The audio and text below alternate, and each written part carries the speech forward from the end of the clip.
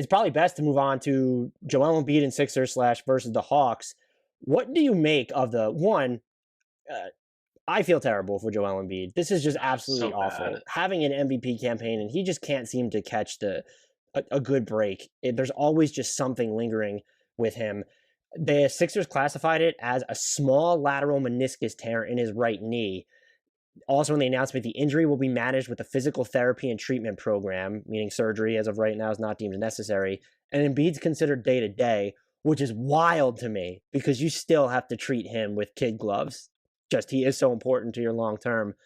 But impression of the Embiid injury on it being day to day, but also what kind of chances do you give the Sixers against a Hawks team if Joel Embiid can't go? I mean, my first thought was to compare this to another former Sixers big who had what I believe is the same injury, and that's Andrew Bynum. And he tried to play through it for a little bit and just was never the same again. And I just, given Embiid's lengthy injury history, and this is probably going to come across as a biased Hawks fan wanting Embiid not to play, and that's not the case, but they should sit him out. His long-term health is more important than whatever happens this postseason. And I would, speaking as a Hawks fan, not an NBA analyst, I would rather see him play because I want to play teams at full strength. You know, you don't want those asterisks attached. I want to see what a full strength Hawks team can do against a full strength Sixers team. As an NBA analyst, like I want what's best for Embiid's long-term health. And I cannot wrap my head around a guy who missed multiple seasons at the beginning of his career and has always been wrapped in a bubble and needed to be monitored for injury maintenance purposes, having a small meniscus tear and only being day to day, that doesn't make any sense to me. I'm not a doctor, but I would imply because they don't think it needs surgery, I think the implication would be that it could get worse because getting Yeah, worse would be it needs surgery. yeah, it's a tricky situation for sure. If he doesn't play though, then this is a toss up, right? I mean, the I would Sixers can favor throw bodies at Trae Young. I mean, right. Matisse Thybulle, Ben Simmons, they have the Danny personnel, Green even, yeah. Danny Green, to take him on in individual matchups. Do they have the offensive firepower to keep up, though?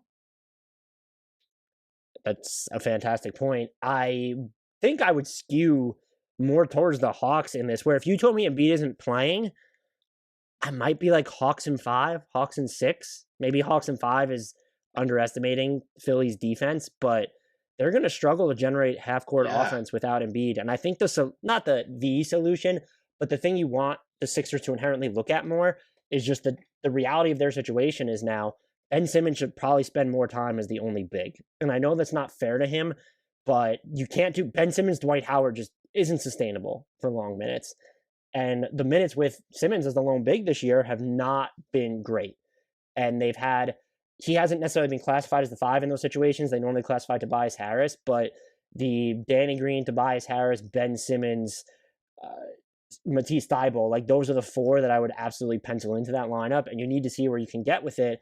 And maybe you can get away with it against the Hawks because they're not too big. Like, is Clint Capella versus Tobias Harris or Ben Simmons on the glass a huge advantage? I mean, probably. Clint Capella just absolutely gobbled up the Knicks on the glass, and even John Collins there. So maybe you can't get away with that. I just don't know what they do offensively. Even putting the ball in the hands of Simmons more, where Doc Rivers, I feel like, wants to put Simmons in the dunker spot a lot. And I don't know if that's the solution because he is going to be one of your speedsters on the ball. And he's one of your he is your best passer on the team.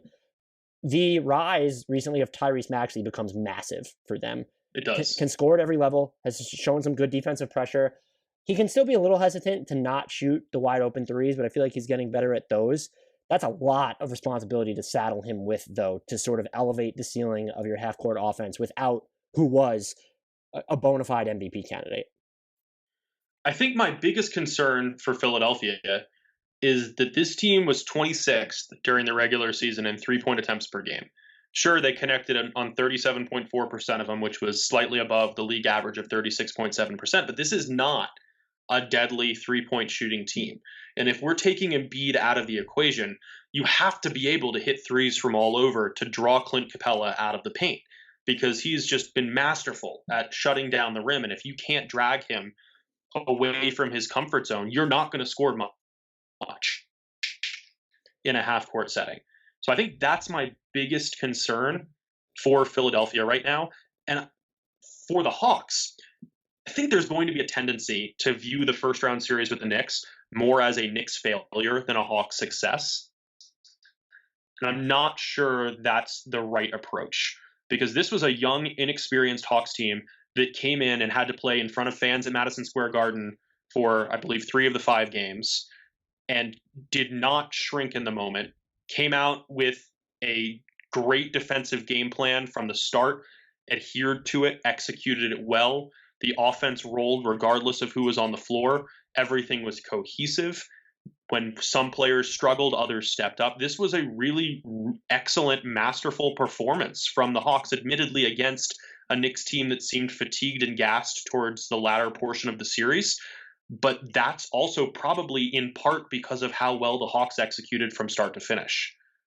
Yeah, Bogey coming on for them when he's knocking down his threes, they're an impossible team to defend.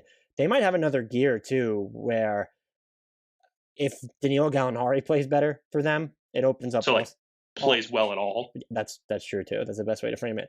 That might be their ticket to an extra gear.